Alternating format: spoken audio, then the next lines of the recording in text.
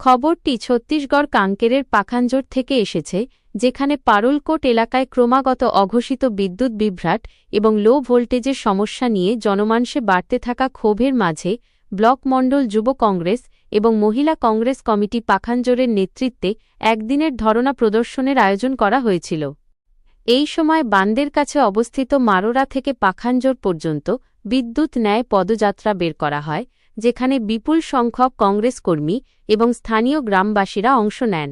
পদযাত্রার মাধ্যমে বিক্ষোভকারীরা এলাকায় বিরাজমান বিদ্যুৎ সমস্যা নিয়ে শাসন ও প্রশাসনের ধ্যান আকর্ষণ করার চেষ্টা করেন। পাখানজোর পৌঁছানোর পর কর্মীরা বিদ্যুৎ অফিস ঘেরাও করে জোরদার স্লোগান দেন। বিক্ষোভকারীদের বক্তব্য ছিল যে পারুলকোট এলাকায় দীর্ঘ সময় ধরে কোনো পূর্ব তথ্য ছাড়াই বিদ্যুৎ বিভ্রাট করা হচ্ছে, সেই সঙ্গে লো ভোল্টেজের সমস্যার কারণে কৃষকদের লাগানো রবি চাষের ফসল যেমন ভুট্টা, ধান, ডাল ইত্যাদি শুকিয়ে যাওয়ার মুখে, যার ফলে এলাকাবাসীকে ফসলের ক্ষতির পাশাপাশি গরমের মরশুমের দ্বিগুণ মার সহ্য করতে হচ্ছে। ধরনা প্রদর্শনের সময় কংগ্রেস পদাধিকারীরা সতর্ক করে দেন যে যদি শীঘ্রই বিদ্যুৎ ব্যবস্থার উন্নতি না করা হয় তবে আন্দোলন আরও তীব্র করা হবে। তারা নিয়মিত বিদ্যুৎ সরবরাহ নিশ্চিত করতে এবং লো ভোল্টেজ সমস্যার স্থায়ী সমাধানের দাবি জানান।